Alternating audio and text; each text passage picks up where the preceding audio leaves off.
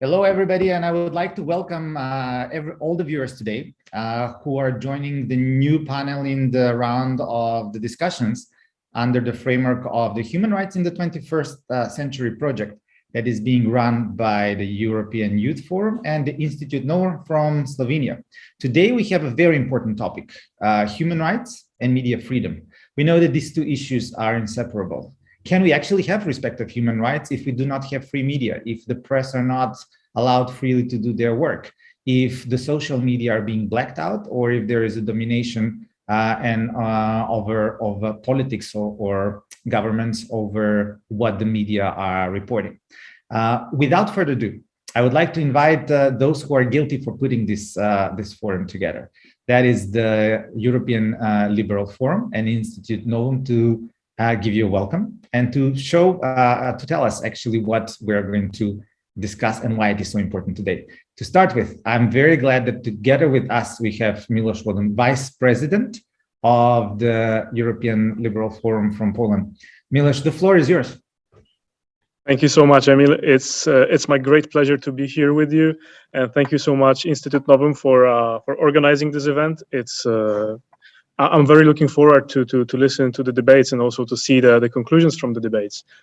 Just like a brief introduction, my welcome is today, as Emil said, on behalf of the European Liberal Forum, which is the official think tank and foundation of the ALDE party, so of the Liberal Democratic Party on the European level. European Liberal Forum has been working on the topics of free media and on human rights a lot, including with our partners from Novum and many other organizations around Europe, as we gather right now around 50 member organizations from Europe. And if you would like to learn more about what we've been doing in this topic or in many others, please visit our brand new website, liberalforum.eu, and you'll find all the materials there and invitation for future events. And just like also very short introduction from me, as I'm sitting right now in Warsaw. So in Poland, in the European Union, where we can see very clearly what is the connection between human rights and media freedom. Since 2015, so since the new government that Poland is having right now for 6 years already, the media freedom is here being cut slice by slice, and we can see it in, for example, the media freedom index, where Poland in 2015 was on the 18th position out of 180 countries, and is going down year by year. And this year we reached position number 64.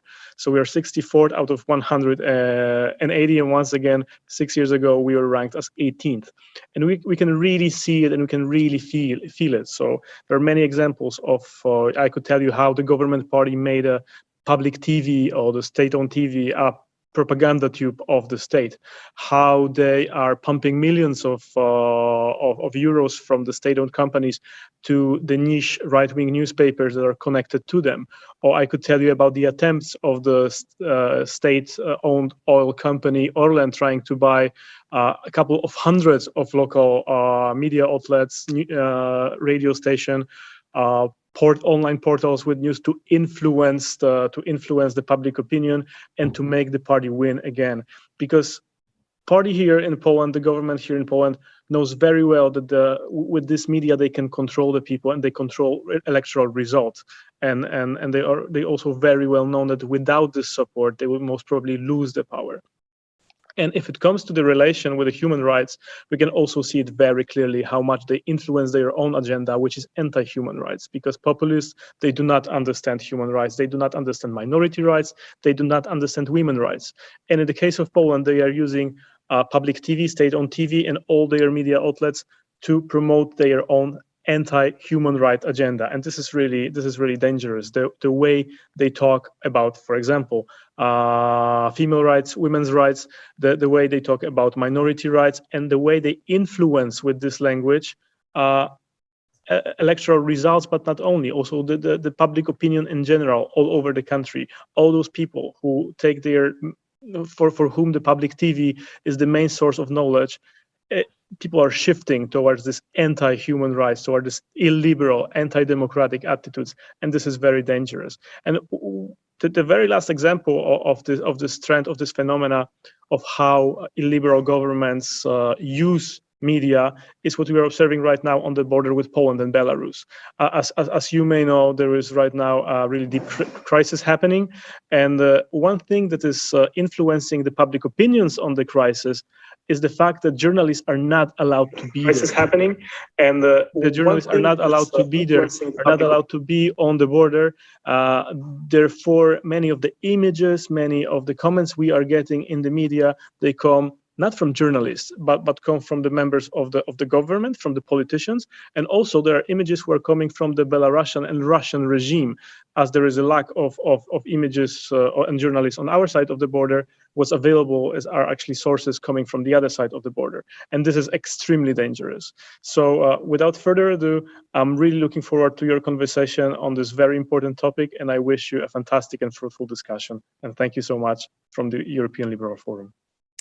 Thank you very much, Milos. Very important words from you and from the European Liberal Forum, an organization that on a pan-European level does an excellent work in promoting freedom, human rights, respect, and also the values of democracy. I didn't know that you have a new website. So liberalforum.eu, I guess, it's a place that we need to check later on and see what are the latest activities that are related to the number of points that you have brought up. Thank you very much again for this warm welcome. And I would like to pass the floor to our friend from the Institute Novum, who is responsible for the series of events in the framework of the Human Rights in the 21st Century project, Sebastian Pickel, the managing director of the Institute Novum. Sebastian, good to see you online. Happy to hear your words, so welcome, please. Thank you very much, Emil. Of course, this is a project which is running now for the second year. And as Milos already said, it was supported by the European Liberal Forum.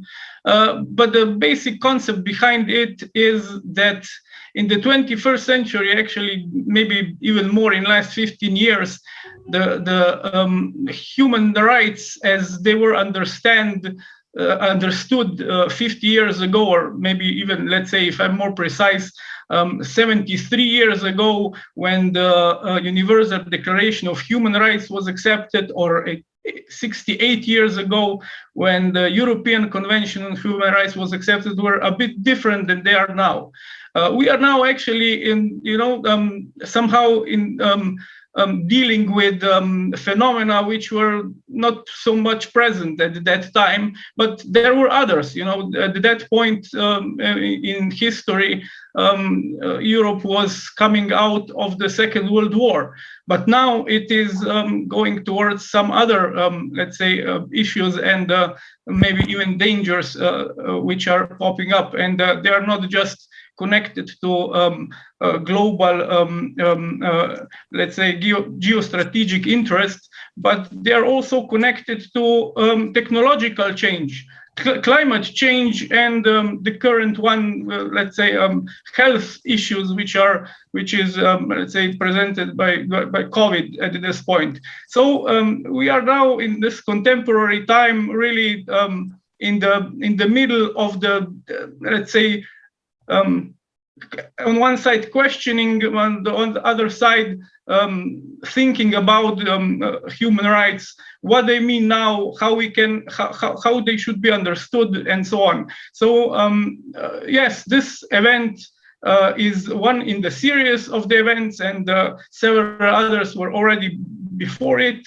Let's say I just name few of them. Let's say human rights and the rule of law, human rights and senior citizens, human rights and artificial intelligence, and women's rights. We already had discussions on this topic, and this is actually a communication project, and further on next year is going to grow into the research project, meaning that we'll focus on more in-depth research with articles and so on. So we would like to present, let's say, a bit like human rights in the context of let's say, a bit holistic approach. And regarding this topic today, I find it extremely important and contemporary. As I said, and even a bit philosophical, because we are not just talking about freedom of the press and the freedom of the of media, but also what truth is. We are actually living now in post-truth world.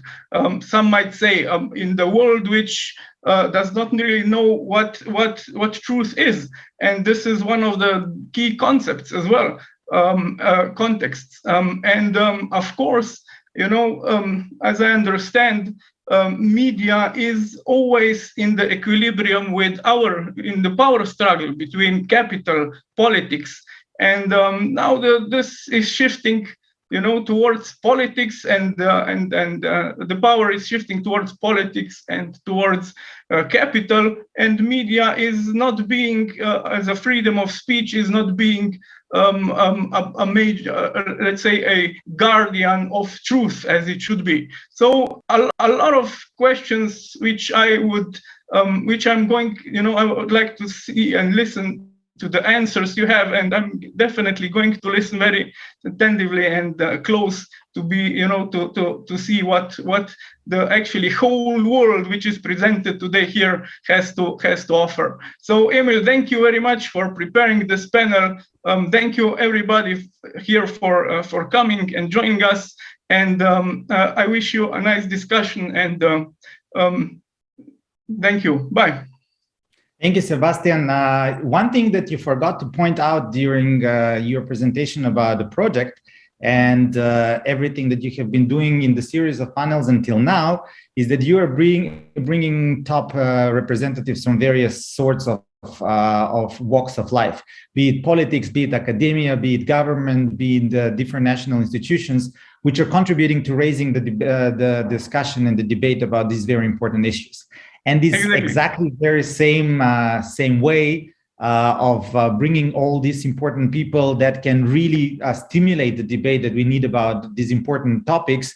We have a fantastic panel today. We have among us Irena Joveva, a member of European Parliament from Slovenia, who is professional journalist by vocation, turned into a popular public representative, or a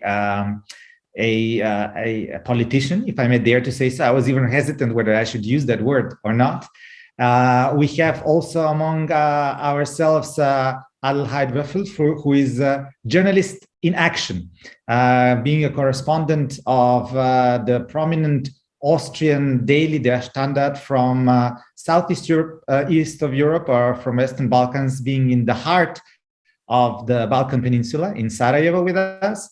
Among us, we have Darren Bergman, all the way down on the globe in South Africa, in Johannesburg, who is elected member of parliament from the Johannesburg metropolitan area.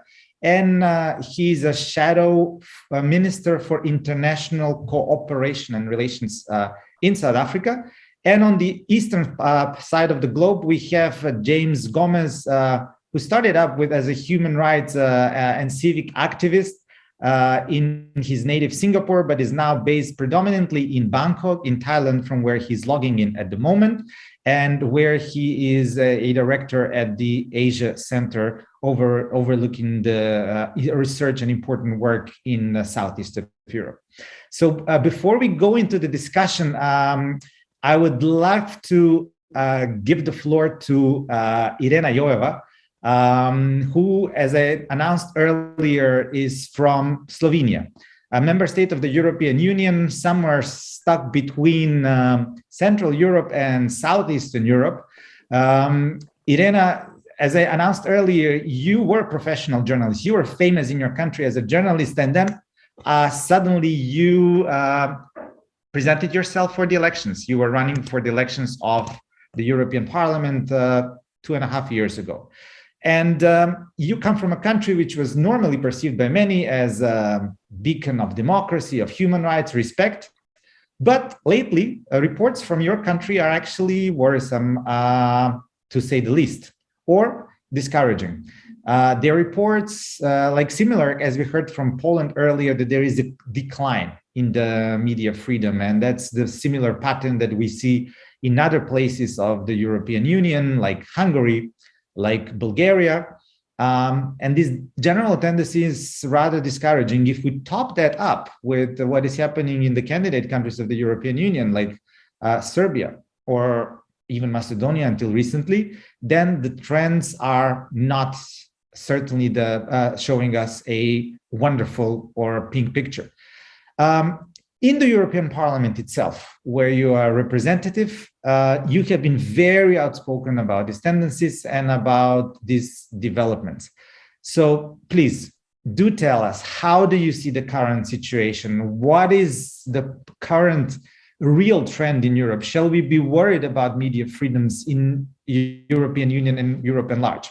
And I might warn the audience, at the moment, we have you, but given that you are mother since recently, at a very given moment, it might be actually the two of you in the screen. So to start with, we go with you, with Irena. Just please take the floor. Thanks. Yes, thank you. Thank you very much, Emil. First of all, thank you for having me. This is one of my first events live since I had birth. My daughter is 5 months old, so we'll see how that goes today. But we will, of course, adapt. For us. Of course. So thank you also for these questions and for this topic, which actually touches me also very personally. As you said, Emil, I was a journalist. I was a journalist for 8 years, and I know very well that you have to really, really love that job if you want to do it good. But you also have to have good conditions to do it properly. And those conditions are right now very, as you said, worrisome and also discouraging, especially in these last months, also in my country, Slovenia.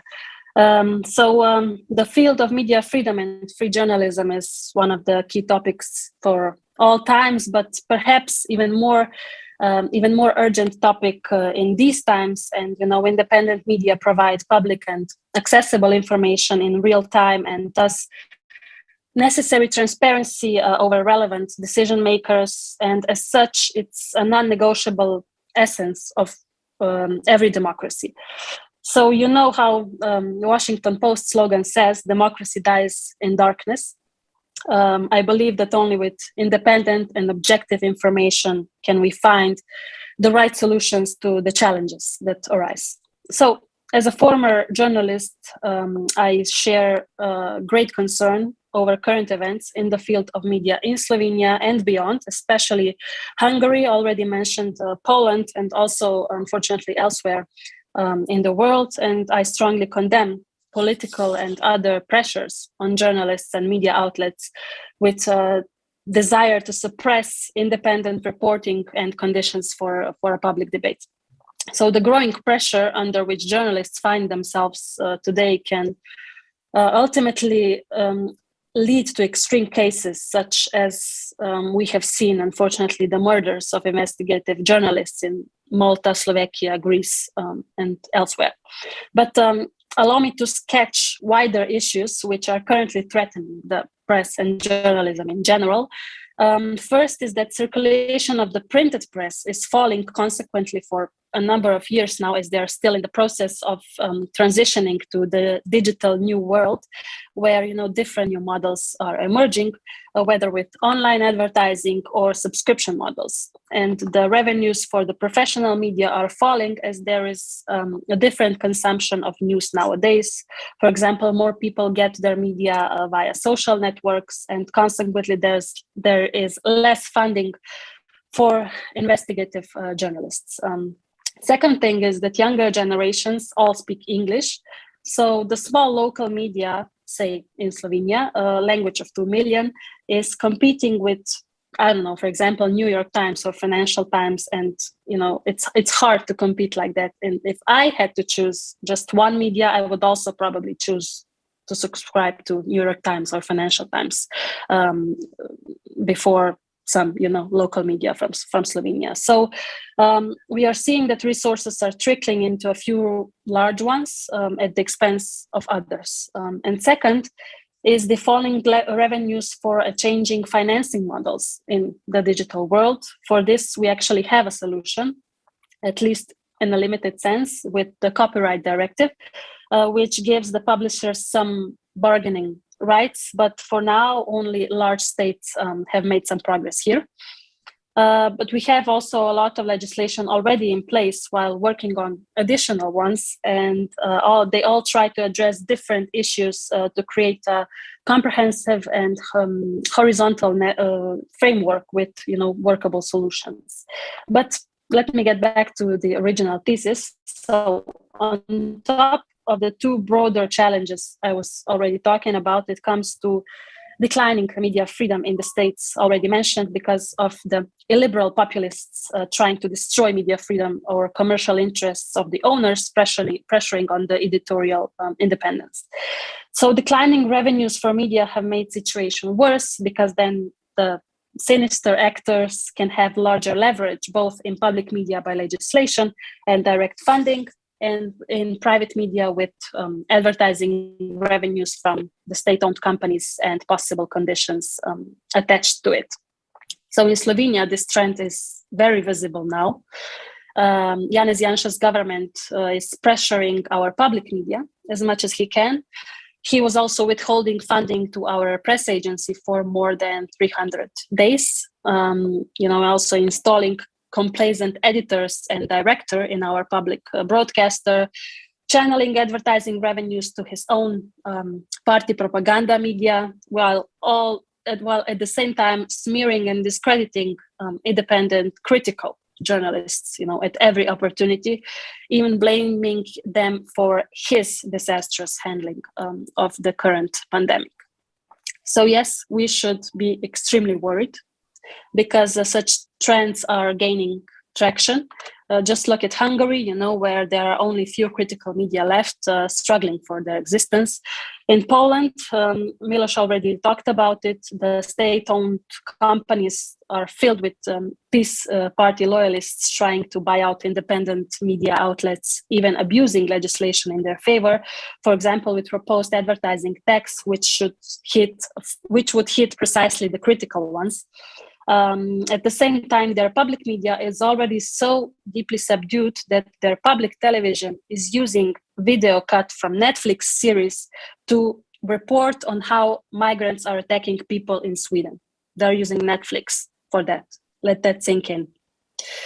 Because at the same time, such reporting are building distrust among the people for all media. So the people quickly go to even more problematic sites online, spinning even more harmful conspiracy theories. And in the long run, such society, I think, cannot function democratic, because in democracy, public debates in running the policy, where also we policymakers get their voters and support and ideas to find a democratic consensus for policies. That's democracy.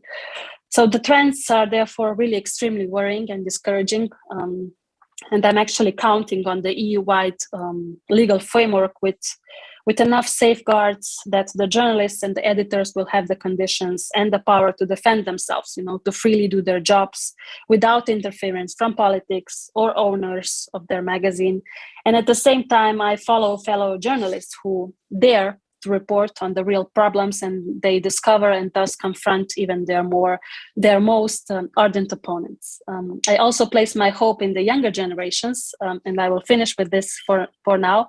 So the younger generations, I believe, will appreciate verified information even more, and they will fight for the latter, which can already actually be seen in form of protests in the various member states of the Union. So for these reasons, I think we can be cautiously optimistic.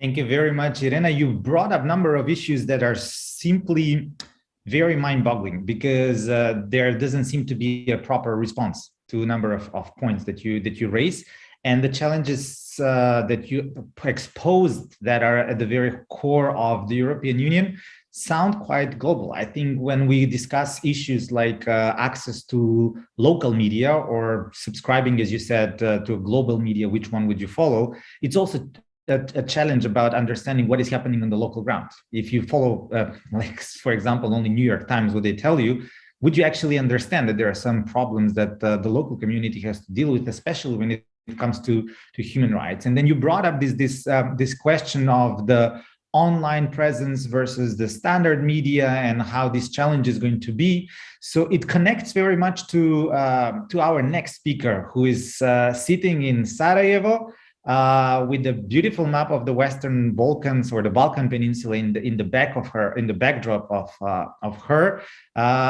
Adelheid, you are actually coming from one of those traditional media, those that Irena mentioned, that is constantly kind of losing subscribers, or the numbers are declining.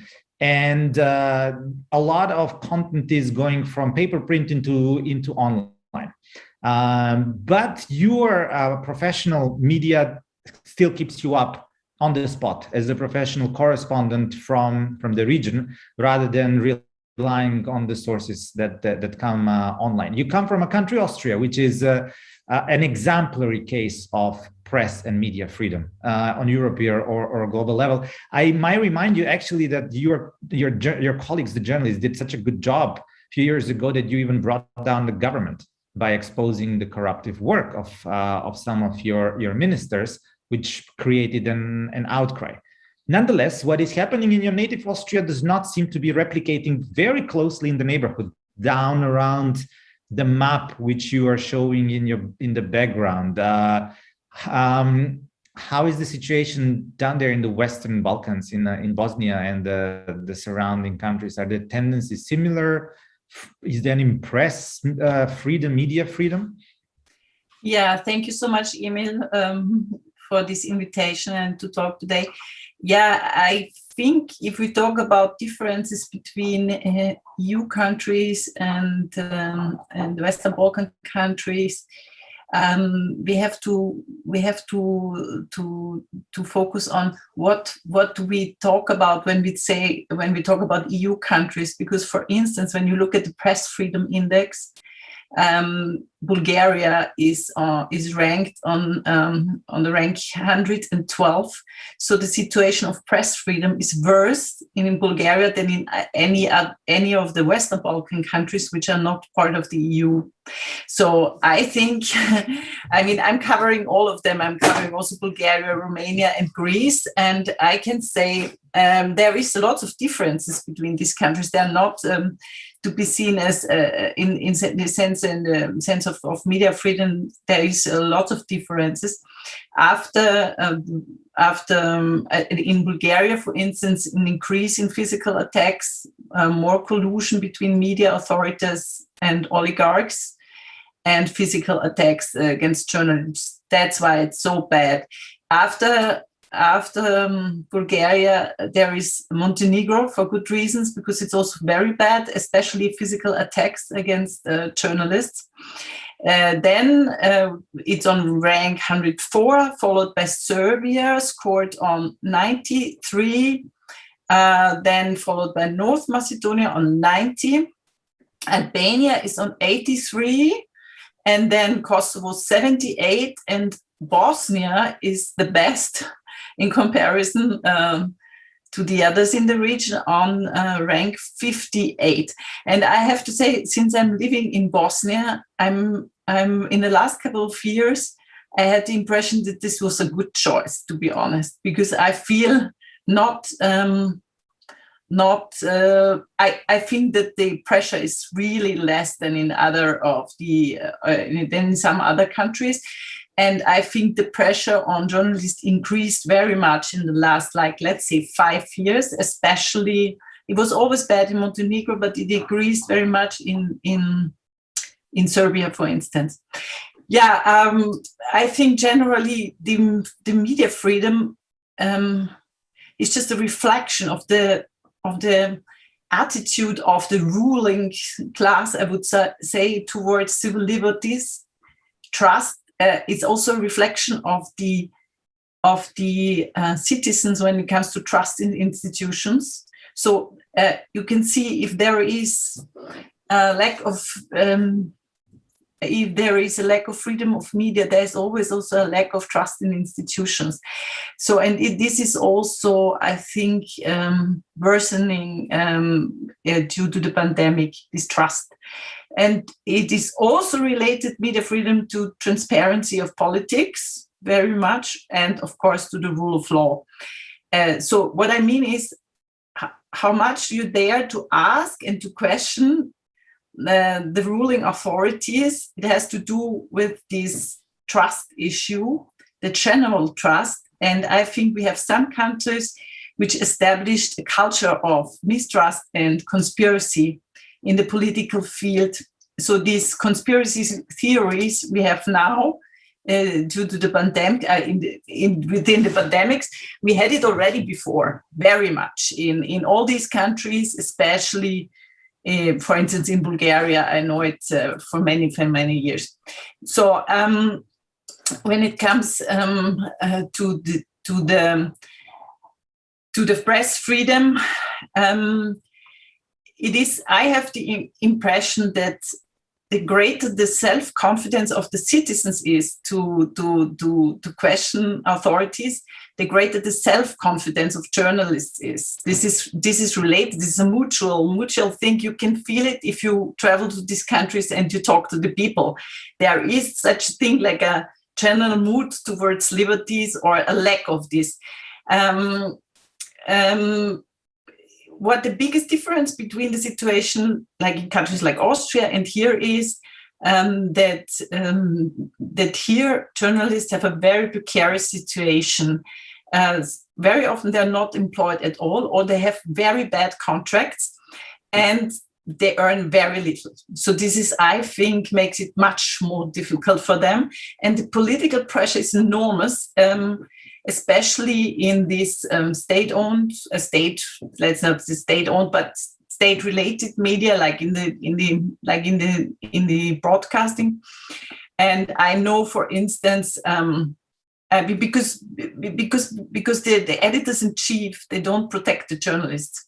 That's one of the main problems. I know that journalists here, for instance, for instance, if politicians don't agree to certain questions because they are too critical for them, the editors-in-chief gave in. They admit that, and the journalists are not protected. This has also to do with the very fact that that some of these editors-in-chief or those responsible in the media, they are rather political lackeys who got their job because of party affiliation or because of ethnicity, in the case here of Bosnia, for instance.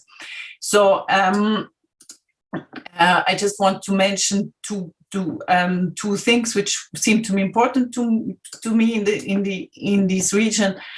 It's the control of the public media and the control of the private media, which is in some countries close to 90%.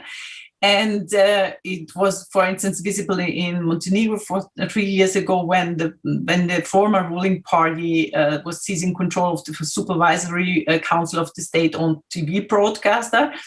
This is just one of many examples, but also the aggressive attitude against journalists who are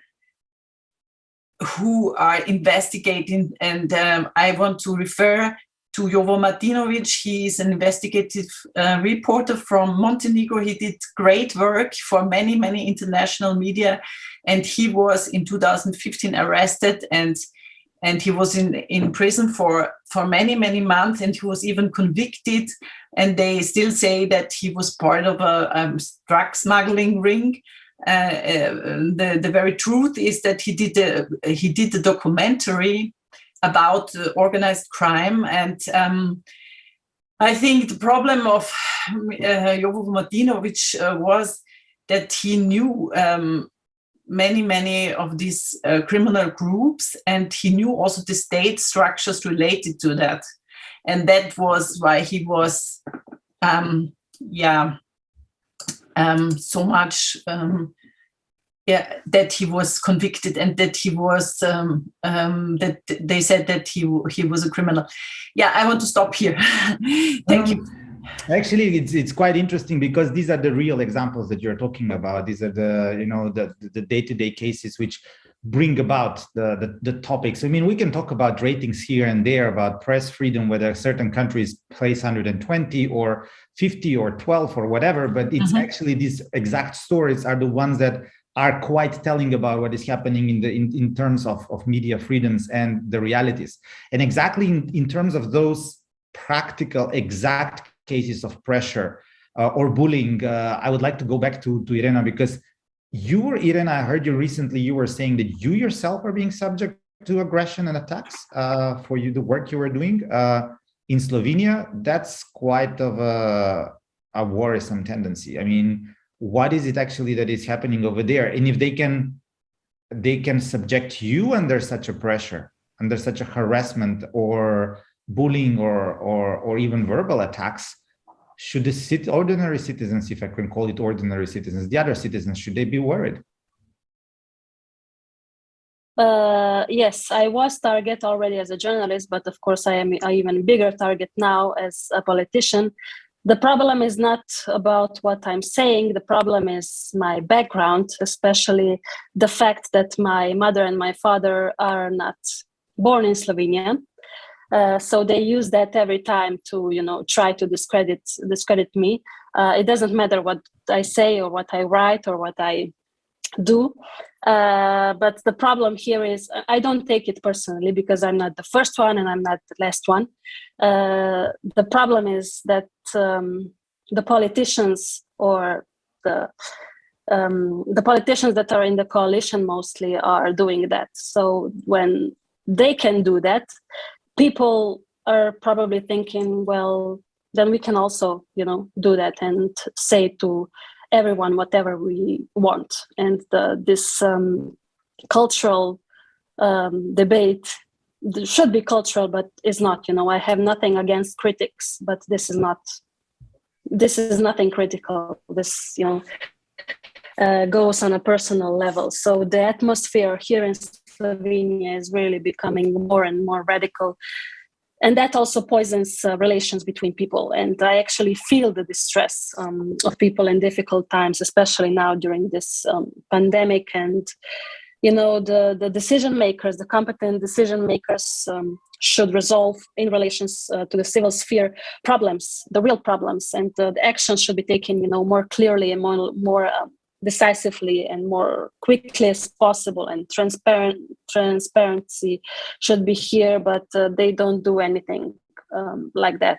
I'm talking about the government, of course. So to answer your question, such situations and can be exploited by certain individuals as well as the media for personal reckonings that fuel their electoral base, and they strengthen their visibility with that and their popularity in public, but only for their public. They're doing this for the elections, actually. And it's actually shame that many, especially after Donald Trump, that many are abusing these tactics just to create an enemy. They need an enemy, so they're creating an enemy with this because they need people who are divided, and they people who are angry, and where they can do that, and I understand the people and the negative feelings, but it's actually very sad that we are here. I mean, one thing is to have negative feelings, and of course, I mean, everybody's entitled to have a feeling, positive or negative, that's fine. But when there is an orchestrated attack in order to basically discredit someone, or even verbal attack in order to threaten someone for doing the job, and the job is basically conveying an opinion or sharing an information with the others, so that's what the journalists are doing, then the situation becomes very dangerous, very poisonous. What you're saying, the division is actually being stoked, is being promoted, and instead of moving forward, we are actually creating an environment where the citizens, instead of working together, will turn one against the other. That's not what democracy is supposed to be. Democracy is supposed to be fighting about different opinions about how to improve the condition of the others. And well, if this is the situation in Europe, which tops the list of press freedom around the world, I would like to move down to the African continent, to the very south of it. Darren, how does this sound from South African perspective? I mean, your country is regarded as a beacon of hope outside of Europe, mainly due to the constitution adopted in 1996, which provides civil liberties to a very high degree, and in that sense, the media freedom. These tendencies that we heard from Europe inside the Union and outside of the Union are rather worrisome, even dangerous, as to quote some of the predecessors. Yeah, look, is this similar in South Africa or the rest of the continent? How does this sound to you? It's very frightening for me. You know, I'm personally more outside the country in terms of my where I go and where I research. But I can tell you this much, that when you look at our constitution, we have one of the most free constitutions in the world in terms of having something, as you said, the Bill of Rights, which basically give us all the freedoms in the world. Unfortunately, what's happened is we've never catered for the president that we had in the previous term of office, President Jacob Zuma. So I think what happened after that is that our constitution couldn't stand up to the muster of a person that could come in and almost capture a country, so to speak. So what you saw was a president coming in and owning a lot of the institutions. So putting people in the right places and having an ally owning an independent newspaper, you know, people rich enough to pretty much start their own newspaper, start their own news channel. You know, just think about it now. You know, we speak about President Trump, and I hold no candle for President Trump. Let me tell you that much right now. But if this program was sponsored by Trump Towers, would we be able to sit here and criticize Donald Trump while we were talking today? You know, if this program depended on the money that Trump Towers actually gave us, would we be able to sit here and talk about Donald Trump, or would we be able to sit here and criticize Donald Trump? And the truth is, we'd be very wary, and definitely the host would have to really, you know, perform a very fine balancing act. Trump was actually a victim of the media, and he was a fine case of a victim and a perpetrator. Here was a man that paid for a lot of advertising in media, paid a lot of publicity, and became a president because of his publicity, one could argue. On another angle, was a victim in terms of no matter what he said, was always always fell victim to the media. So he could sit there and say that that today he was going to create 5 million jobs, and CNN would then report that Donald Trump went and made a gaffe at the country club by doing X, Y, and Z. So what he had to do was find an alternative way to create media by going to the likes of Twitter and going to the likes of whatever other social media he had, forcing these media outlets to get even more aggressive. And I think we saw the weaknesses and almost the exposés of these media houses in how they operate, that they're not entirely innocent, that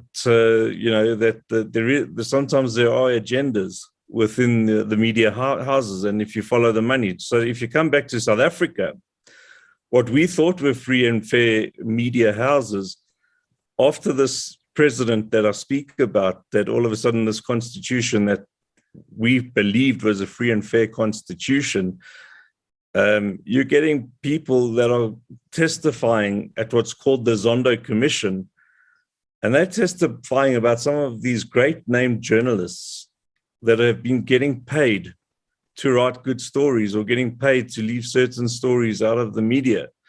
You're getting told about media houses that are basically going for certain parties and leaving other parties alone, or writing good news stories about parties on the one side and bad parties on the other. So again, the media is being used as a tool for creating election results, basically, or creating what's interfering, should we say, in elections, which is an infringement on human rights. You know, it's basically what you're getting is an outcome in an election result based on media and not on free and fair assessments. So basically what we're getting at now is that you can't trust your journalists in South Africa, to be honest with you. I mean, we've just come out of an election now where the media houses have had to apologize to my leader a few times because they've written stories about him that they've pretty much put words in his mouth. They've said things about him that they've ascribed words to him that he's never said. And these are the kind of things that, we're looking at. Another incident, just by the way, that I must mention is that one of the opening of parliaments that we went to under President Zuma, they actually had a signal jammer inside Parliament. So we talk about an open democracy, and we talk about the Bill of Rights, the country with the Bill of Rights, and here's a signal jammer in the House of Parliament on the state of the nation. Now, closer to home in South Africa is what we call Eswatini, and some people might know it as Swaziland. And what's happening at the moment is there's a huge eruption between the king and his people, and they're calling for more rights. They believe that the king is spending too much of their hard-earned money, and that while he's buying BMWs for his wives, they're living under the breadline and the poverty. And what was happening is when these days of huge violence and marching were taking place and things got terrible within the borders of Swaziland or Eswatini, there were huge blackouts of press and media and social media. And again, using social media for curtailing of human rights or the abuse of human rights. So yeah, we're not immune to any of these examples, unfortunately. It just seems like, on different scales, but just It's quite interesting. You mentioned the point of the Bill of Rights that you have in South Africa, and then there is always this question whether you have certain bills and laws and legislation put in place that they can be wonderful, they can be great, they can have an amazing provisions. Another thing is putting them in action, implementing them. And in exactly that sense, there is a discussion at the moment in the European Parliament about the European Media Freedom Act. Irena, you're very much engaged in these discussions in the European Parliament. If you go on the website of the European Parliament, there is this timeline, how the next steps of such an act would look like in order for an act to be developed. But then, what is the prospect of such an act? What is it going to change? Is it going to make sure that the things are better?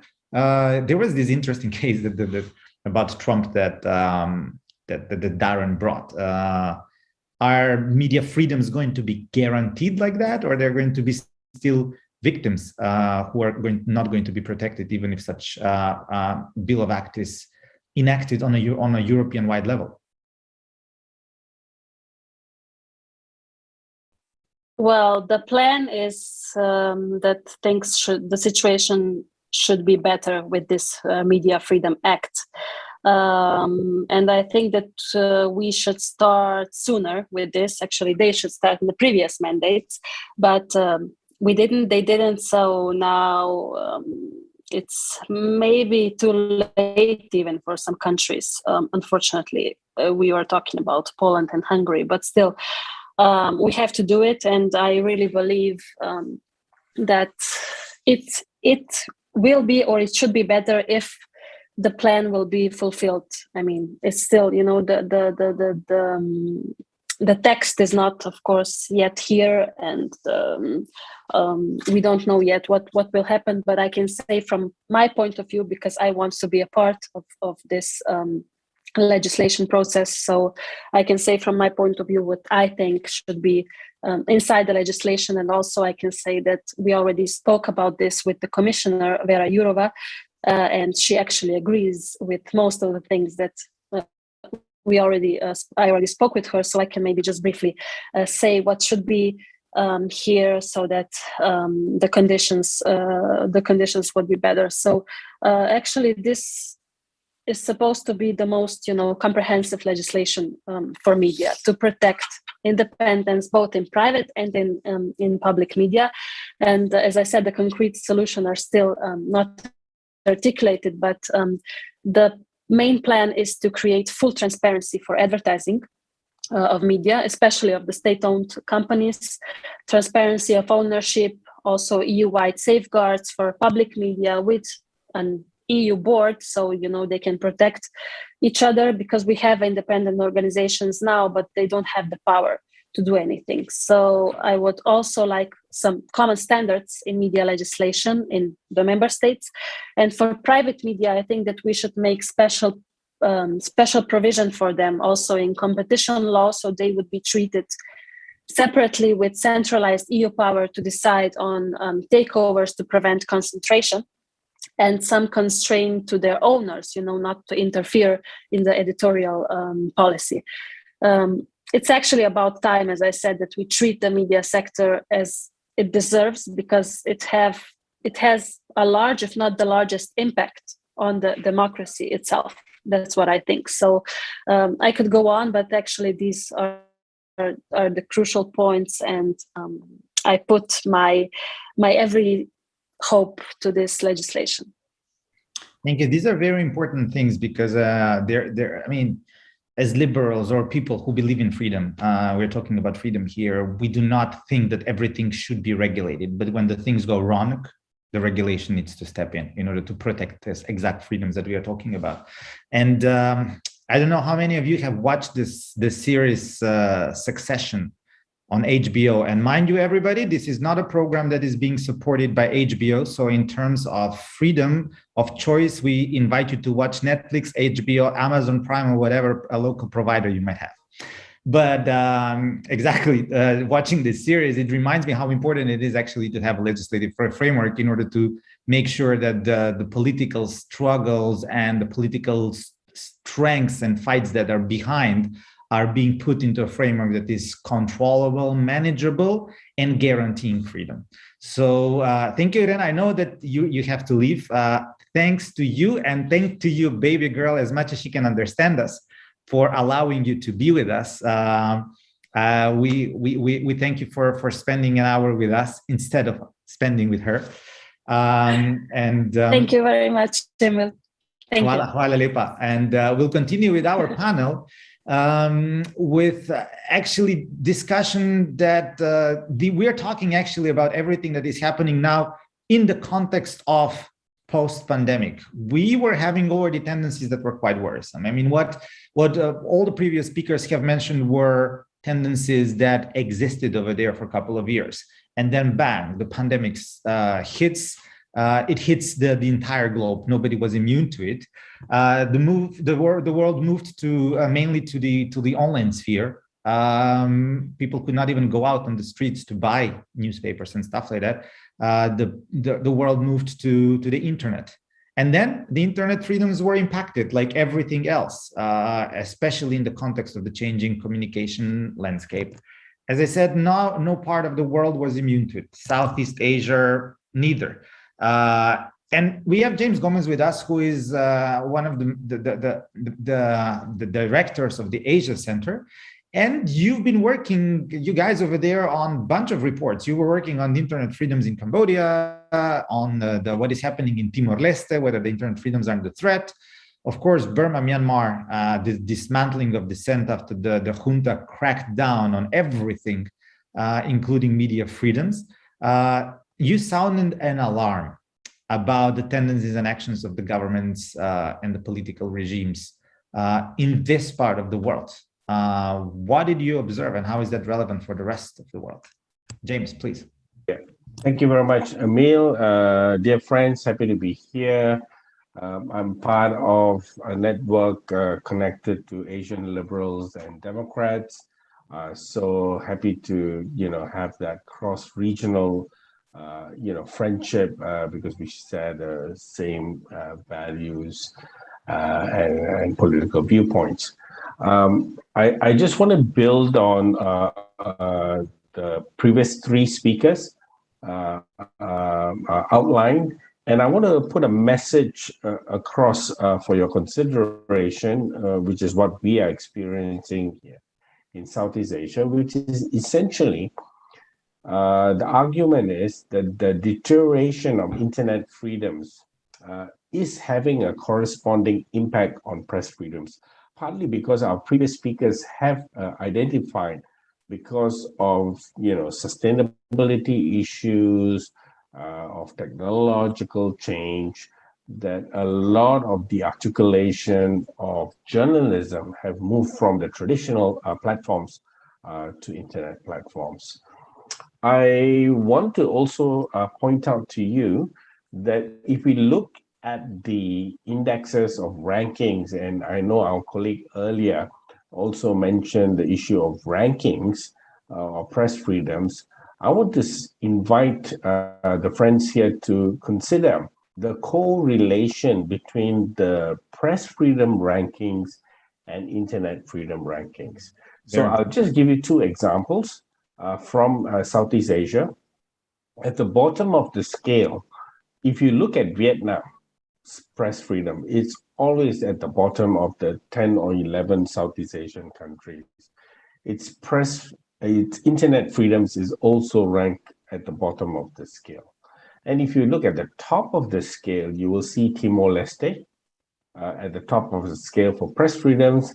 And similarly, you will also see Timor-Leste being at the top of the internet freedom scale. So there's a correlation, and if one is affected, so is the other. But what are the key observations if we are moving to the internet landscape? I think, first of all, across the globe, and this is where I think we can make the East-West, connection and comparison.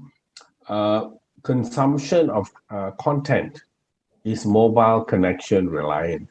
So we have access to the internet using mobile devices, and the mobile devices are smart devices. Many countries in Southeast Asia, and here, I'm happy to learn from our friends in Europe, there is a high volume of new internet users in the last 5 years. So you will see that the take-up rate of many of the countries in Southeast Asia is new, and they're made up of new internet users. We will also have to look at ownership. You will find that many of the ISP providers in Southeast Asia are some form of oligarchy, meaning that they come from elite families, like in the case of Thailand, or they are connected to military companies. Just to give you an example, Vietnam's military is an investor and an owner of the telecommunication market in Myanmar as well as East Timor. And these are some of the things we don't. And also the issue of cost. Now, just a quick snapshot on a couple of countries. We know Myanmar is in the news. Just to give you a sense, Myanmar's internet penetration just before it got into the coup was 43%, but its social media penetration was at 53%. Now, Myanmar is one of the lowest countries in terms of internet penetration and social media.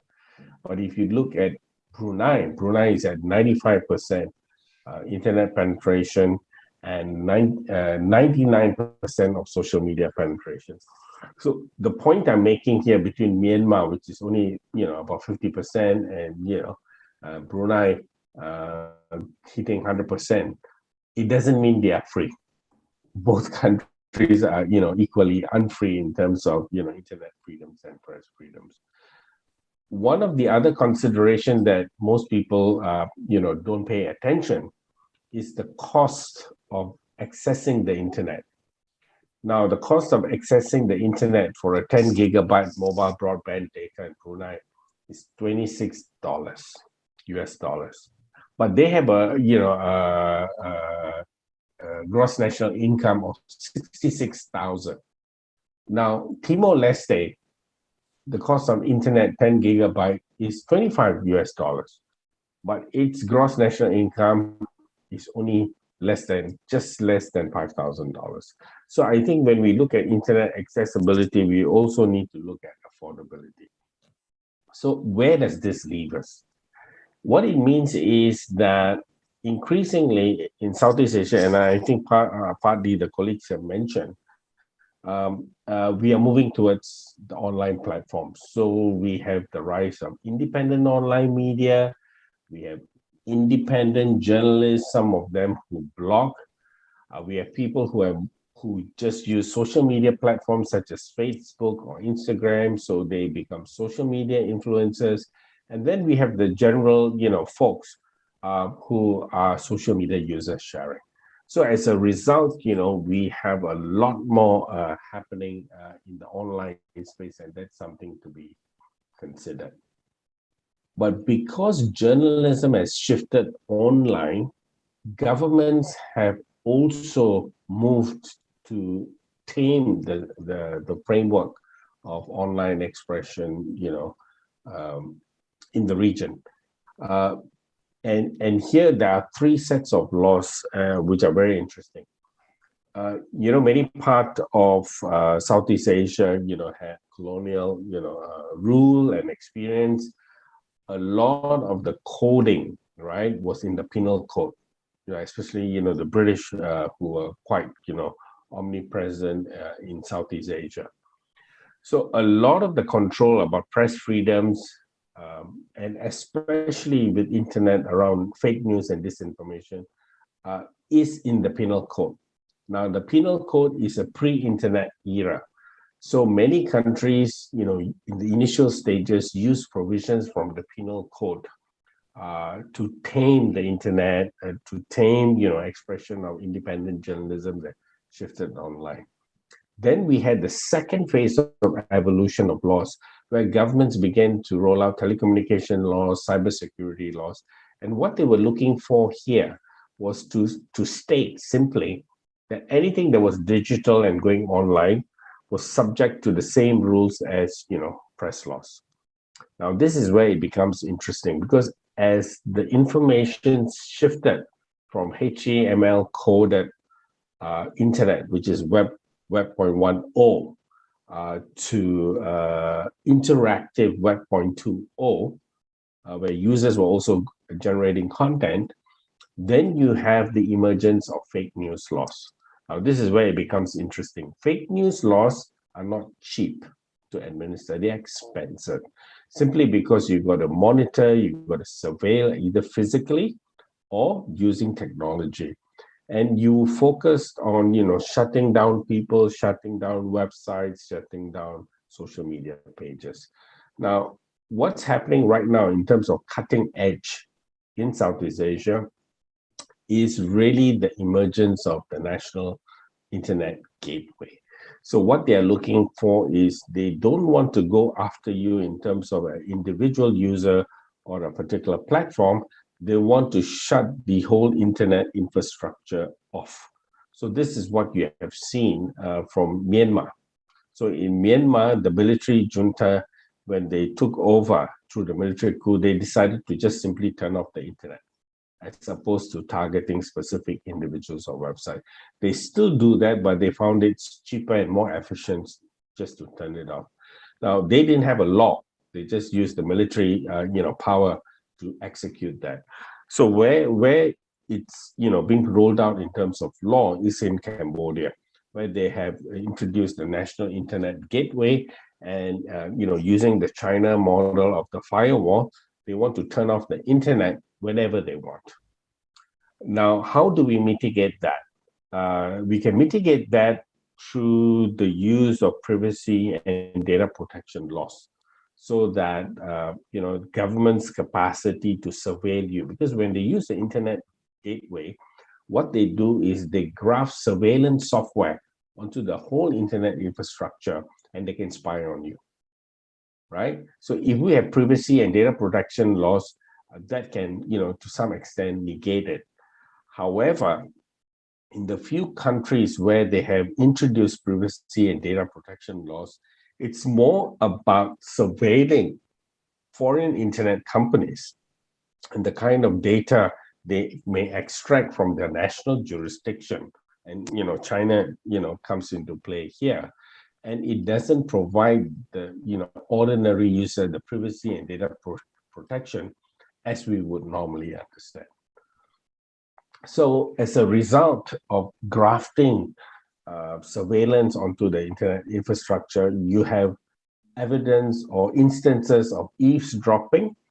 So, in Cambodia, Hun Sen will eavesdrop on, private meetings of the opposition because of the oligarchy, family and military interests. The ISP share data.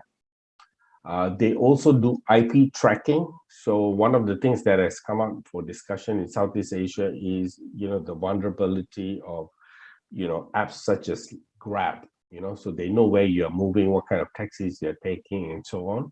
And now in the COVID-19 context, also COVID-19 apps, where they can, extract your movement data, who you meet, and so on and so forth. They are also using other forms of censorship.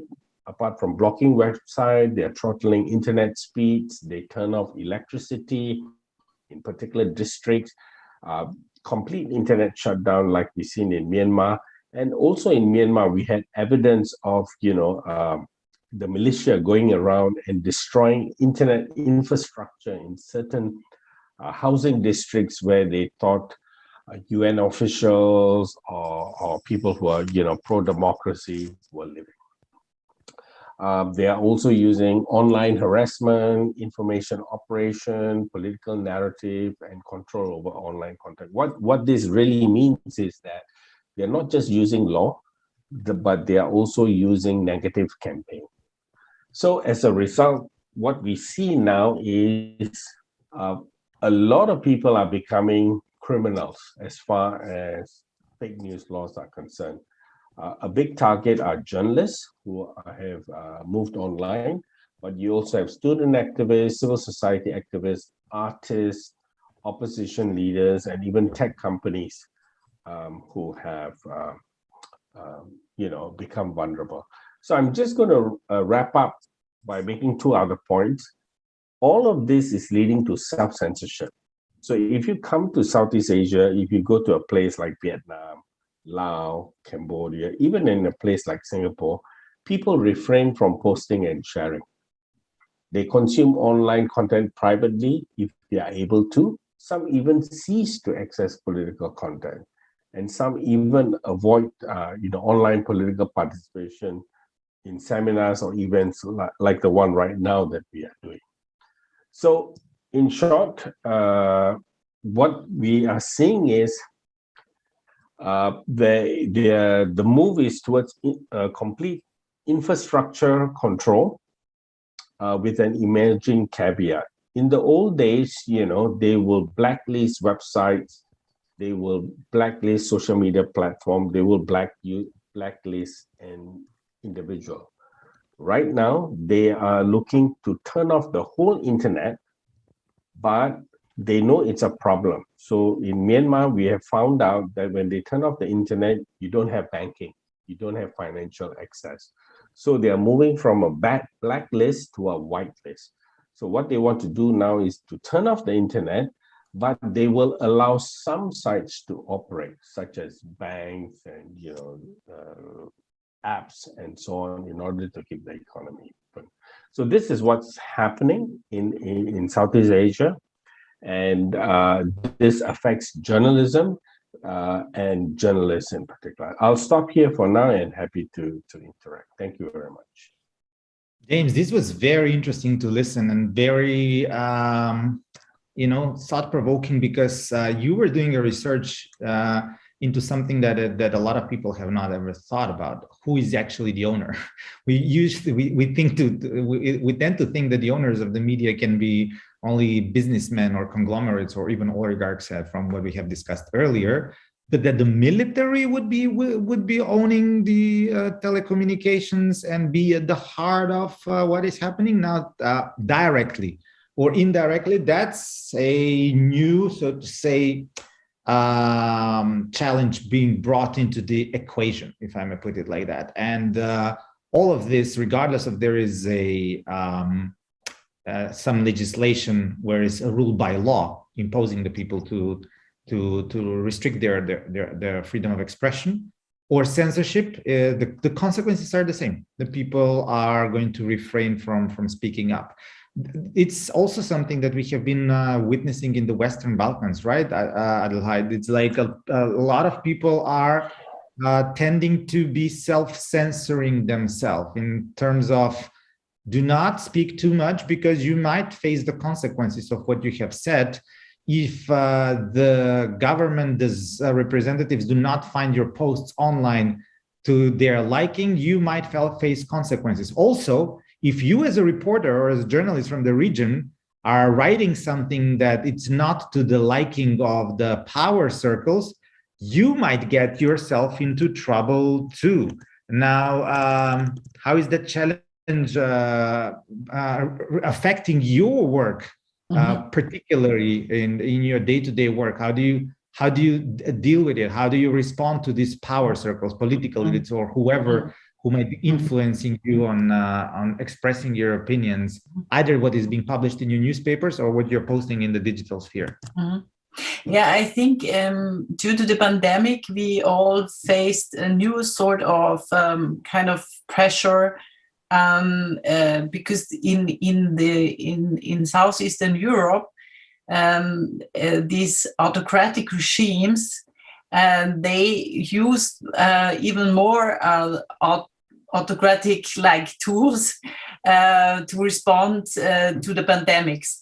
So what you could see, for instance, was attacks on journalists, but what you mentioned very much was this argumentation that the diversity of opinions should be limited in times of crisis for the sake of the preservation of public safety. And we have a number of measures that were taken by governments and by rulers. So many people, dozens of people, were arrested because of their whatever comments. These were very draconian ways of reacting by the governments, and that led much more again to fear and conspiracy. So it was sort of a vicious circle. And I mean, there is a lot of conspiracy theories here, as I already mentioned, but this conspiracy is also prevailing now. And you can see that in the vaccination rates. For instance, Bosnia is 22% vaccination rates. You can see that because there is a lack of trust in the institutions and in the so-called established media, so in the old media as well. So and that comes together. But we had many also fake news within portals, and many against vaccination, and this is very, very, very common. But we had not only a problem with conspiracy, we had a problem with truth, and still face this problem with truth. For instance, if you look at the death threat rate in Serbia, this is 0.9%. And when you go to Serbia and talk to people, they all say to you that they don't believe that this is true. There was some attempts of the media to find out what is the real truth. It's very difficult because of the lack of free media and this kind of controlled system. So in this situation, it's even getting worse. There's another example I want to mention. This is Albania. Albania the ruling party, the ruling prime minister answered with very autocratic measures, for instance, and many assaults towards the media. He used to assault all the media before, but during the crisis became more. It's a daily practice he's doing. And for instance, he also published a pre-recorded voice message, which was played on the mobile phones of the Albanian citizens. And he was urging the citizens to protect themselves from the media. So yes, he was doing this. And because you were mentioning, you were asking me, how do citizens protect themselves from media? They should not listen to them. They should not read what they turn say. off radio, TV. This was not so specific, but he was claiming that the problem was the media, so that the enemy is the media, and he's constantly attacking the media, constantly. Because you asked me as well. I mean, it happened also during this pandemic to me that I was writing an article. It was not related to the pandemics, but it was in May this year, and I was just reporting that he was supporting some years before the so-called land swap. So this was a project of Mr. Vucic, but also joined by Mr. Rama, that they wanted to exchange territories from Kosovo and Serbia. And I was just again writing about this because there was this Janša paper, as you might remember, in May. So I was just reporting what was the position of Mr. Rama, the Prime Minister of Albania. And then he was tweeting on Twitter against the standard, against me.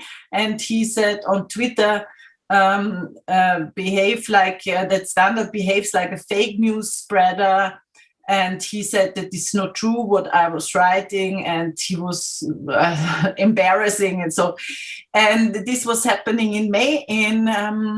In October I had another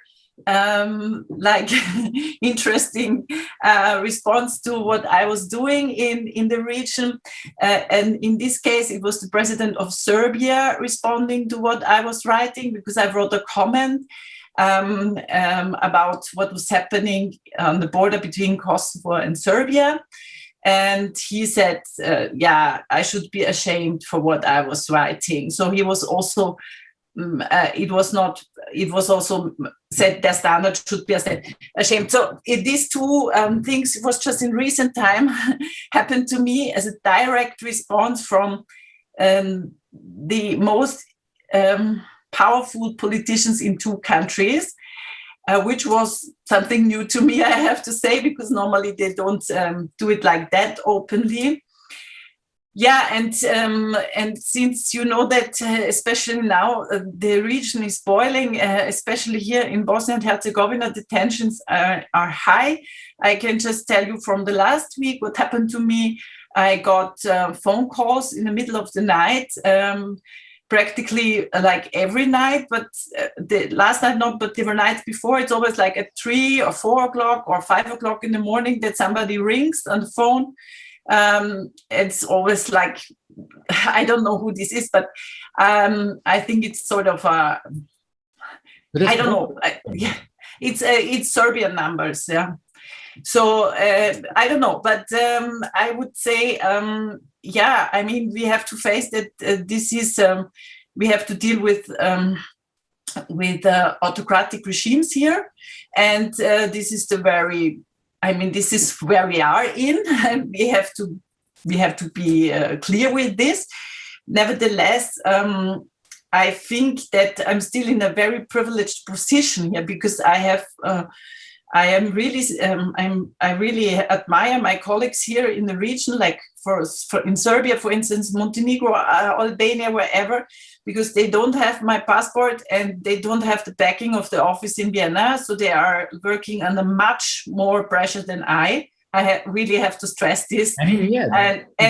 If they dare to treat you like that, knowing that you have a cloud of protection, even though it's horrible to have this kind of, it's verbal aggression and verbal attack.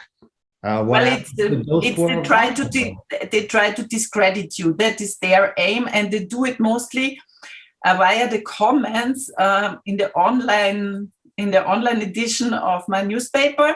So I just have to advise everybody, don't read this because this is really very, very, very important for mental health. I never read it, but I know that these are there's a lot of people and they get very personal. But everybody is asking me how can you live with this? And I just said I cannot read it because I don't have time. I have to work. I have to go on. So this is my way to go to deal with this. Yeah, I mean, I'm very happy that you're answering with a smile. Well, the situation is not for smiling at all. It's actually for being quite angry and depressive, because nobody should be subject to any kind of aggression, be it verbal or physical, for what they're doing or for what they're writing. And at the end of the day, if they disagree with you, they can invite you for giving an interview so that they can bring about their perspective of the story. I mean, at least this is how civilized world is supposed to operate, right? It's right, but there is not such a, they don't appreciate pluralistic views. They consider everybody who has a different opinion as a sort of an enemy, and this is the lack of general support for pluralism. This is a much more broad thing, and then they tend to just to fight you instead of just understanding that our role as media is to have to just add to a more complete picture of the things. Yeah, this is how it is. Again, we're talking about human rights and media freedom. It's about also your human right not to be subject to violence. And when we talk about violence, physical violence starts with verbal violence, and approving verbal violence leads to approving physical violence. These things are connected. Yes, and if those who are the messengers of the information, whatever the information, likable or dislikable, if they are subjected to violence, I mean, where do the other human rights end up? This is how conflicts start and emerge. Yes, and that's why I think it's especially for my colleagues here, the local people, I mean, from all these countries, they are so brave. And I think it's the most important thing that we have to support them and to give them really a lot of appreciation for what although this is so bad here, they are still doing their job, and this is very brave. Yeah, I mean, it's also very brave that you're bringing this up in such a direct way and exposing those who are putting you under such pressure, regardless to what kind of circle of power that might come. In your particular case, it comes from the political circles, but it can also come from economical circles, or can become from military circles, as James was mentioning in the case in other parts of the world, like Myanmar or Vietnam. I mean, that can be very easily replicated elsewhere if the situation goes. And these testimonies that you are giving as a victim of violence or aggression that you're facing just for doing your job, and your work is not exclusive to Southeast of Europe, to the Balkans. It happens in other places. It happens also in Russia. The situation has deteriorated there extremely, to the point that recently there was a joint statement by United States and 17 other countries, mainly from Europe, co-signing a joint statement joined by Australia and New Zealand, condemning this kind of verbal aggression on media freedom and press freedom and the attacks on journalists in Russia, saying that this has to be reverted as a tendency.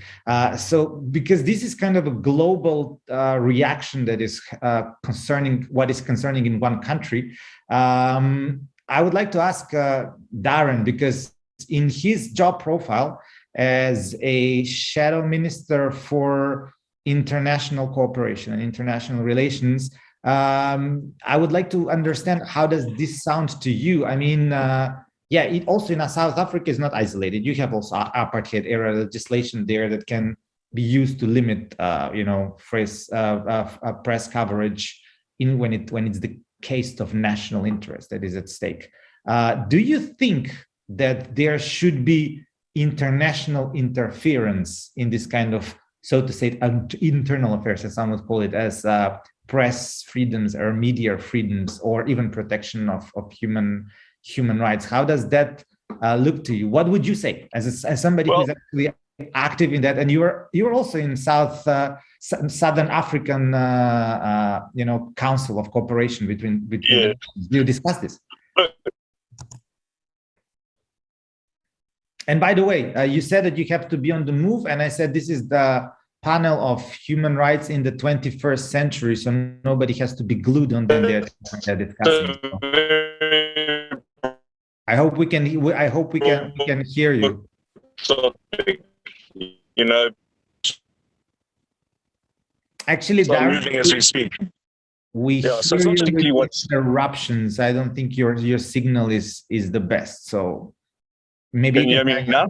Yes, go ahead. Okay, so what I was saying is that basically the subject's quite broad, because on the one hand, we've had an incident in South Africa where journalists tried to discredit the movement in South Africa with Bell Pottinger.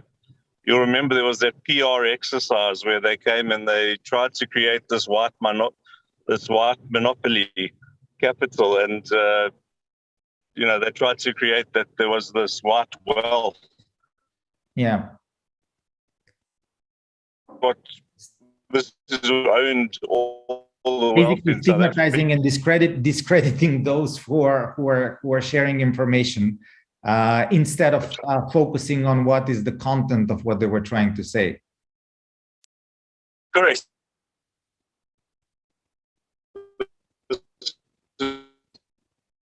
Darren, I think we have an issue here with your which is giving us a challenge to understand what you are saying. All right, sorry, I'll have to hold off then.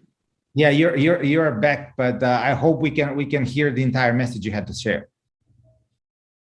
Yeah, no, I was just, we were discredited to discredit us, which could have ended basically in a civil war. If it was not found out to be a company, this could have ended up in a civil war, because they were created by journalists. It was journalists that were making this claim. It was journalists that were creating this claim, but they were made up. They were paid to be doing this.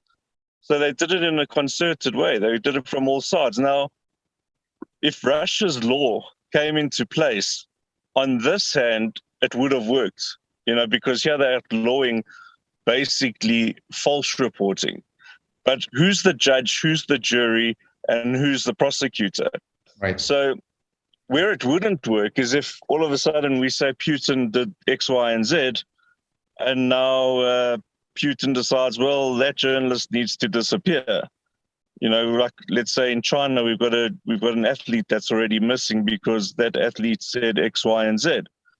So of course it's dangerous, and when we start talking about laws that cross boundaries, it gets very dangerous. We were now sort of talking about treaties. We're talking about relationships with countries. South Africa has a history with Russia. The ANC has a proud history with Russia. You speak about the military getting involved in communication. Let me tell you that it was the National Party during apartheid that created a communication network to discredit or create a propaganda wing, especially to sell apartheid to the world as to why there shouldn't be sanctions in South Africa. So they use taxpayers' money to create their own newspaper, to create their own journalists, to use journalists all over the world to do that. And that was pretty much a military operation. Russia has bettered that. Russia taught the ANC what real propaganda can do and what you can really do with journalists. Now what you've got to watch out for are the payments of bots, the payments of fake news media, because when you repeat a lie enough times, the lie becomes truth. Correct. So what is the sanction against a journalist saying, well, Emil, you're a thief. If I say you're a thief 100 times and I keep on reporting in the newspaper you're a thief, But I only have to apologize on page 23 in the back parts of the newspaper. I'm getting away with it, discrediting you, and your only recourse is basically to take me to court, which you have to have a lot of money, because my editor and my magazine and my backers have far more money than you do as an individual. So I can bully you all the way to the bank. I can then bully you all the way through the legal muster of all of this. And by the end of the day, I've created a story. I've then factualized the story because you're too scared to go to court. So somewhere along the line, there has to be a legislation, there has to be a protection, and it has to go across boundary. But I wouldn't put the wolves in charge of the chickens. I would definitely not have Russia being the global watchdog on legislation. I would say that, but there has to be a worldwide body that does look after the whistleblowers, that does look after journalists, that do a fair, good job of investigating. I don't believe the UN, though, can do that job either. And that's where we got to, that's where we got to be concerned. And that's where I think the heart of what we're discussing tonight has to be, is what body can really, really, really look out after our journalists and can look after the truth these days, that can take away fake news, that can take away fake bots, and that can really ensure that truth and justice still stands without money and the payments of propaganda. Yeah, you're right. I mean, this brings a very legitimate question into the discussion about how do we create credible, what you would say, credible criticism to what is being said. Could be positive or could be negative. There has to be a credible criticism, and perhaps the truth lies somewhere in between. It doesn't have to be a body of only, I don't know, governments or only of states. It can be civil society, it can be opposition, it can be a conglomerate. But perhaps one most important thing is that we speak up and that we have all opportunity to raise our voice, so that we can analyze the information that is being given, whether it is truthful or malicious, because it's not only about fake news, it's also about malicious, poorly intended news. To deal with these kind of challenges, there are some specific recommendations that are part of the reports of the Asia Center, right, James? You were coming up with recommendations towards governments, towards civil society, towards academia, how and what to do. Can you share them? Can you share some of those recommendations? I know that you are focusing regionally, but I do have a sense that they can be applicable globally. Yeah, thanks, Emil. Before I kind of just give you a top line about that, I also want to share, and I heard, the two other colleagues mentioning, or alluding to what I call operating under censorship. So in spite of the challenges, in spite of the, difficult environment, both legal and political, nevertheless, the human spirit, the search for truth, the work that journalists do continues nevertheless. And how do they do it under these oppressive circumstances? Well, because it's all digital and there's a lot of censorship going, first they use VPN, right, to bypass, censorship, or like in China, to jump over the firewall. People, take a lot of efforts around digital security. They protect their devices with passwords. I'm sure a lot of us have moved away from WhatsApp and use encrypted messaging devices such as Signal and Telegram. If I can, bring your attention to Myanmar as it's unfolding now, people are communicating using low-tech devices such as walkie-talkies. They are also using Thai mobile phones with international SIM cards, especially around the border areas, towards Thailand. And then, of course, people also speak in codes. I'm based in Thailand. People are quite happy that Thailand has opened up, and there are trickle of visitors. But at the same time, there's a lot of fear, especially with with the new king, officially known as Rama X. But young people, the protest movements, and all of that use quotes to refer to him. And the quote, in case many of you don't know, is Justin Bieber.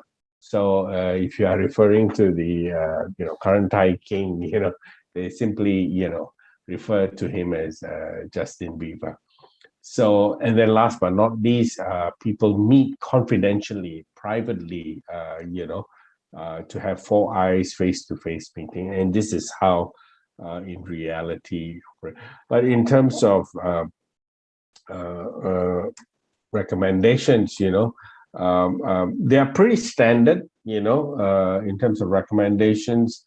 To the UN, we asked the UN to hold states accountable in terms of the various commitments to the treaty bodies, urging them to sign up to treaty bodies they are not part of. There's a lot of concern around the UPR because states and periodic review, so that for those who might not. Recommendations are made, but states simply just note them or ignore them altogether.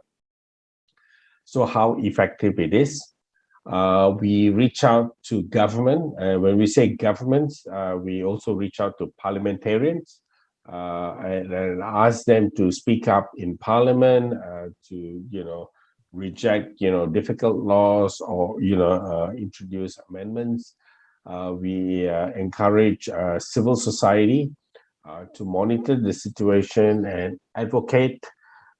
We also urge INGOs to partner, and now we have European friends here with your experience and partnership with Asia. There could be a cross collaboration. And last but not least, we are speaking about journalists. So we are saying not just journalists, but also media companies, as well as journalist association, need to come together and to work to ensure that quality journalism is ensured, ethics are observed, and issues related to sustainability and safe working environment are also articulated. These are all quite generic, and you're right, Emil, that they are applicable across jurisdictional. However, is to find the political will and the advocacy pressure point in order to ensure these can be carried forward. Right. I mean, these are a series of actions. This is not directed towards one, and they're quite applicable throughout the spectrum of actors that can be involved. And it's very much in line with what this project is all about: bringing different actors together and seeing how we can actually make the things progress rather than regress, as the tendencies were pointed out at the very beginning of the panel. Adelheid, what do you take of these recommendations? Do you have any recommendations yourself? You must have thought about what are the best ways how to protect your colleagues, how to protect in general the media, the media sphere to be free. I think the microphone might be off. Yes, sorry. Yeah. Yeah. Now, I think the most important thing is to speak out, to make everything public. This is, I think, the strategy number one. If something is happening, just bring it out. I mean, if there is pressure on journalists or there is this attempts to silence people and so on. Second, what we need is still, especially here in the region I'm covering, we need money to support media, free media, independent media, and this is unfortunately it is not easy without money from outside, because it's in some countries it is, but in some it's necessary to still have support from organizations who, because otherwise I don't see it that it could survive. We saw a decline of free media, and this is because the best example is Hungary, but the same happened also in other countries. And I think so. We have to, unfortunately, yeah.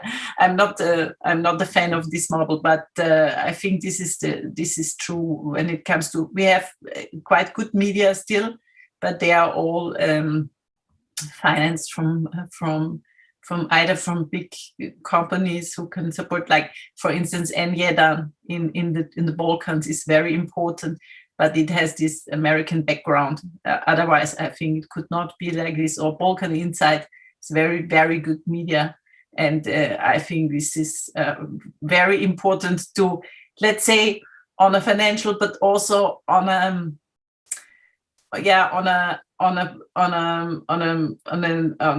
societal level, to support it, to stand behind it, and to support it in that way. And when it comes to the third thing, I would say would be also to support in cases where this high fines against media. We had also this problem here, so they tried to silence with pressure, with some when they accuse them, and for libel law or something like this. So I think there should be also support, legal support for in those cases. Yeah. I think this is what we can do. Basically, it comes to teaming up, trying to find resources from various sources in order to make sure that this kind of fertile ground for free media is being supported. And it can be from private sources, it can be from, from government sources. Yeah. But it has to be a variety of opportunities on how to make sure that there is going to be this fertility of ground that is going to yes be. And I think is what is also very important, what we are doing now to connect, to talk, to communicate about it, to give this sort of solidarity to each other.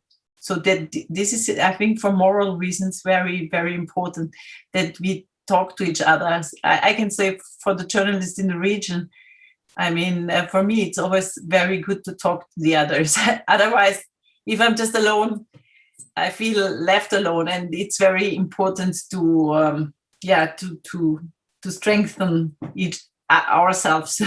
That's very much in line with what you were saying earlier. I mean, speak out the truth, bring up the issues the way they are, put them on the table, and then discuss about them. And that's what we are doing today here. Exactly.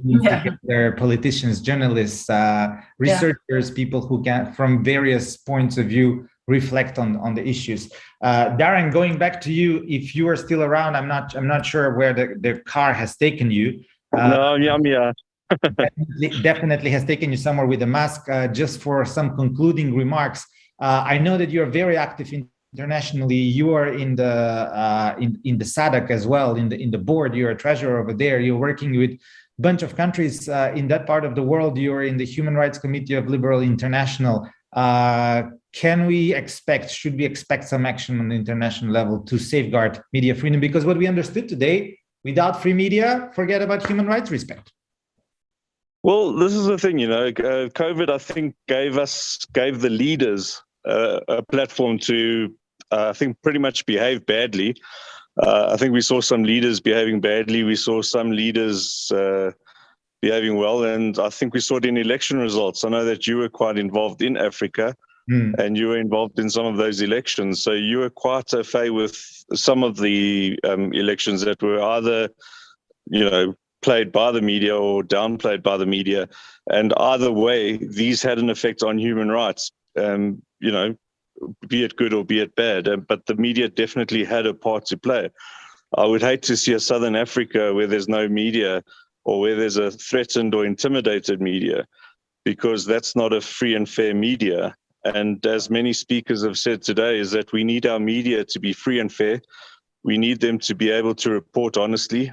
We need them to be able to report without fear or favor. And that's to say that they shouldn't be bought. They shouldn't be able to be bribed.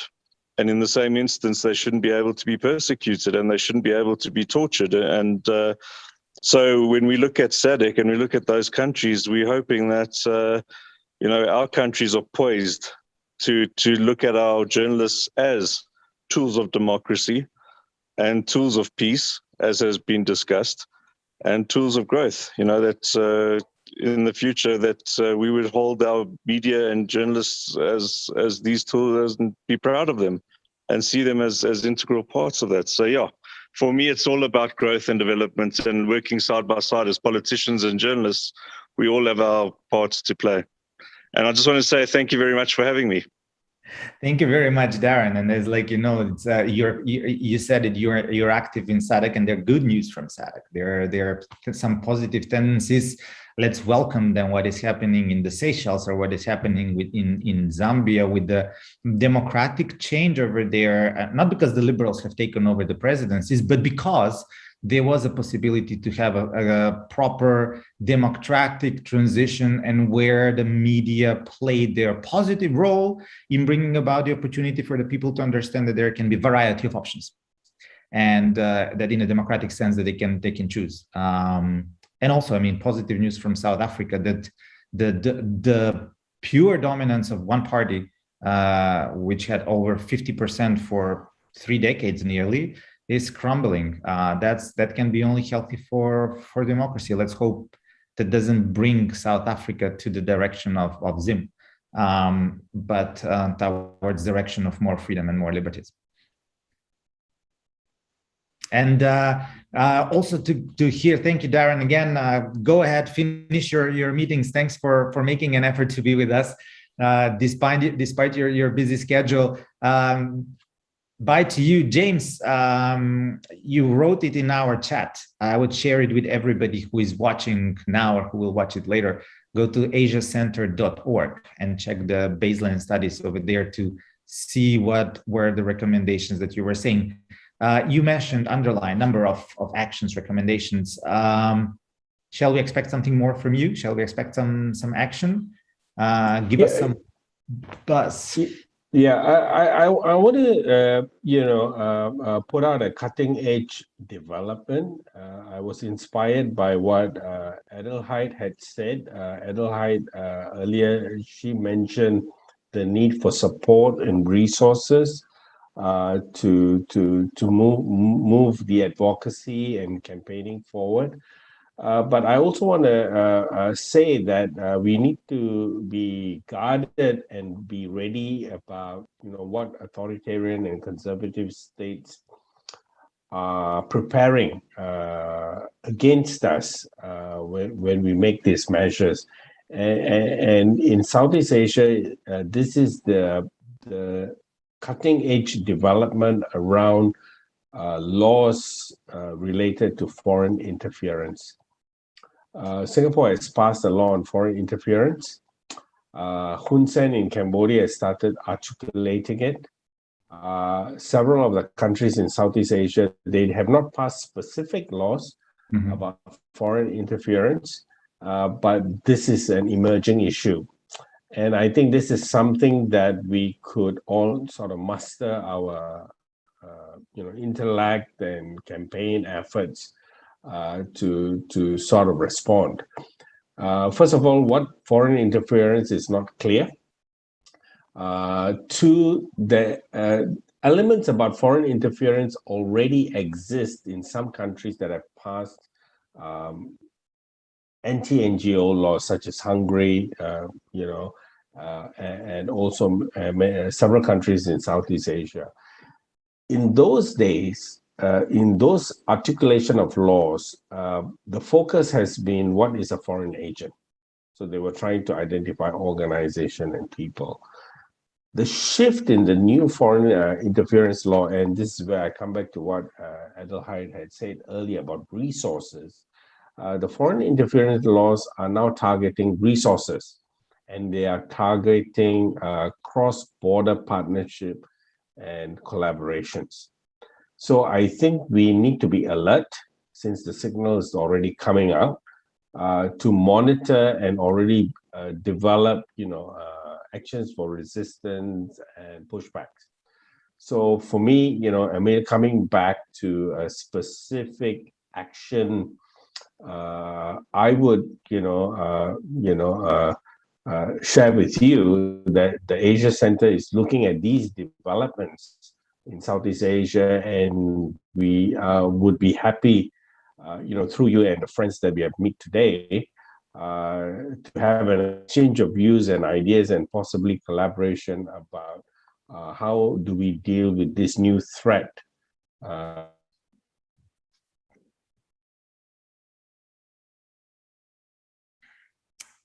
And James gets frozen, and I hope that's not because there's some internet service provider over there by the Thai government being unhappy by what he's saying, or by some of his recommendations. But very clear message: we need to cooperate. I hear that both from Darren in South Africa, from James in Bangkok. Adelheid, let me conclude with you. You are in the part of the world where I come from, in the Western Balkans. And you did say that you are under very difficult circumstances over there, but you're still in a privileged position, very much like I am living in the Western of Europe myself. What kind of action you would recommend? First was, I remember, and I'm going to insist on that in everything that we are doing, speak up, right? This is the key. Would you recommend anything else? Perhaps something that we team up and keep on doing together as we team up now? And again, speak up, that means microphone on.